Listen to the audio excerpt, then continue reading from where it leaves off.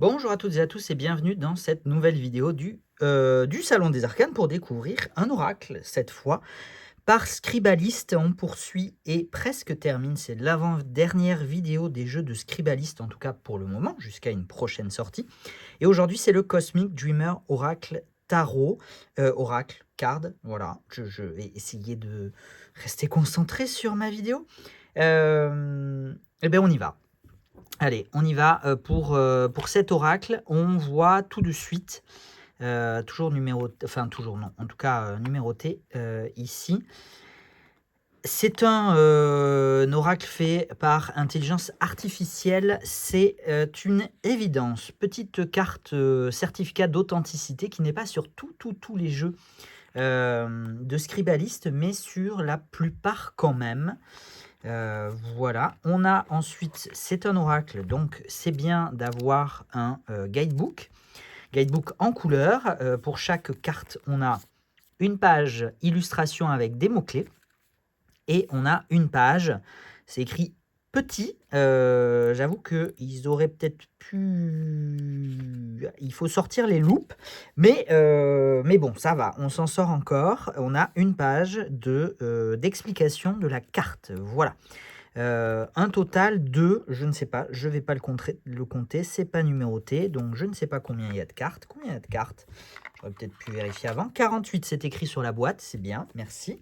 Donc 48, et je cherchais dans le guidebook si il était clairement indiqué l'usage de l'intelligence artificielle. Et j'en suis pas convaincu. J'en suis pas du tout convaincu.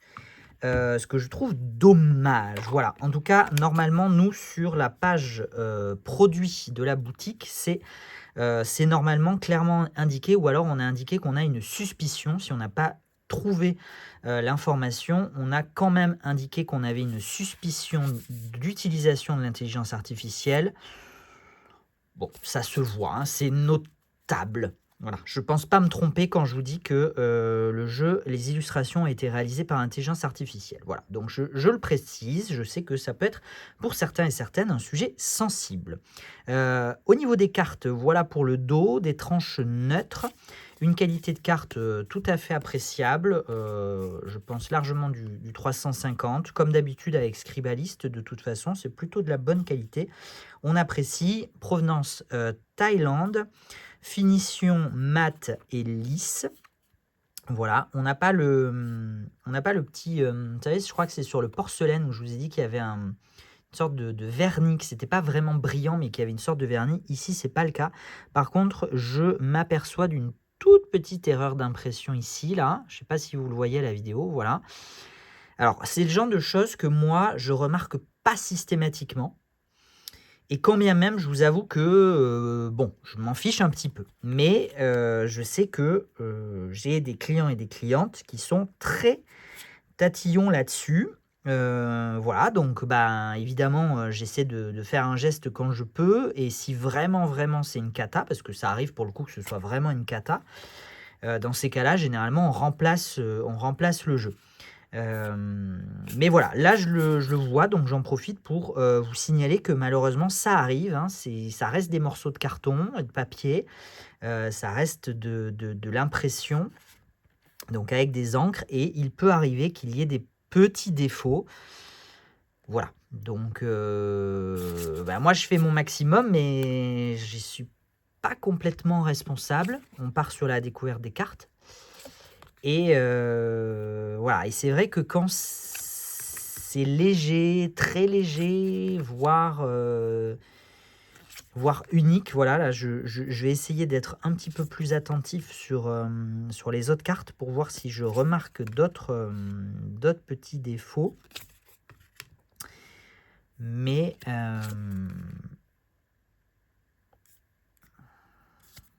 je pense pas que ce soit des défauts, mais peut-être là un tout petit peu. Voilà. J'espère que la luminosité est correcte, parce que depuis hier, le temps ne s'est absolument pas amélioré.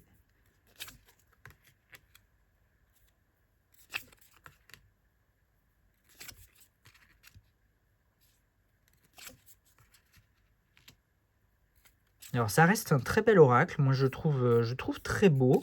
Certaines cartes me plaisent plus que d'autres. On retrouve pas systématiquement le même style.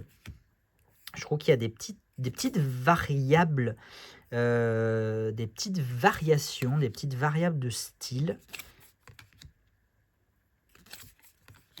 Mais bon, on reste quand même sur un univers et une thématique. Mais vous voyez, c'est quand même pas tout à fait. D'ailleurs, ça ressemble à. Ça me fait penser à. J'ai absolument pas la référence, mais à un tableau. Je l'aperçois très très succinctement dans mon esprit. Mais j'ai pas le titre, j'ai pas le peintre. Donc, mais peut-être que vous, ça vous. Ring bell, comme on dit, ça vous parle aussi.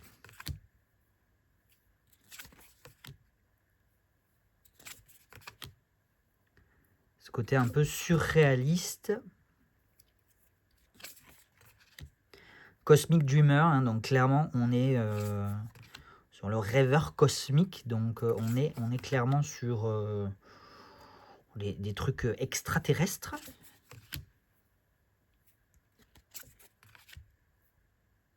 J'ai pas trop regardé les mots-clés et leur cohérence. Donc j'aurais du mal à vous dire si le jeu est bien équilibré, bien construit, cohérent, etc. Ça, de toute façon, je vous laisse vous faire votre propre opinion. Et voilà, ben on termine avec cette dernière carte, le Free Will, avec du coup ce tout petit défaut d'impression que je préfère vous signaler, même si j'ai bien conscience que tout le monde ne regarde pas ces vidéos. Et écoutez, on va se tirer une petite carte, voilà, parce que j'avais envie, je crois qu'il était déjà un petit peu mélangé, donc autant y aller, Comme ça, vous avez en plus le bruit du mélange des cartes.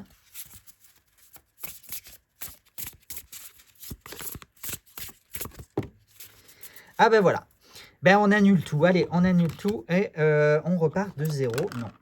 Qu'est-ce que ça nous dit, cette carte? Faut que j'aille voir quand même, hein, parce que c'est pas toujours très clair. C'est le souci des oracles. Je sais pas pourquoi je me suis embarqué dans cette idée de vous tirer une carte. C'était pas du tout une bonne idée. Ça me donne très chaud d'ailleurs du coup. Alors, les mots-clés, on a emptiness, infinite potential, donc emptiness, vacuité, on pourrait traduire, je pense. Potentiel infini, release, libération, stillness, immobilité peut-être. Silence et the void, le vide. Le void, c'est le vide, je crois, hein, non? Non, pas the voice, qui n'a pas du tout la même chose. Ok, on a des mots-clés qui sont très différents les uns des autres. Donc, la carte nulle représente nul. Je sais même pas comment traduire nul. Nul. Bon, représente un état de vide. Voilà, of emptiness and the void. Il symbolise l'espace entre les débuts et les fins où le potentiel infini existe.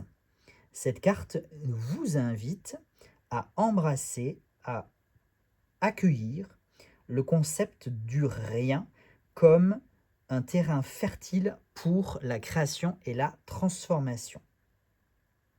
Quand cette carte apparaît, elle signifie qu'il est temps de vous libérer des attachements et de... Ah, j'adore.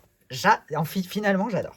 Je trouve que c'est très juste, en tout cas pour moi, et j'avoue, j'aurais peut-être dû mettre un peu plus d'intention générale, donc à celles et ceux que ça parlera. Donc elle signifie que il est temps de se libérer des attachements et de s'en remettre à l'inconnu.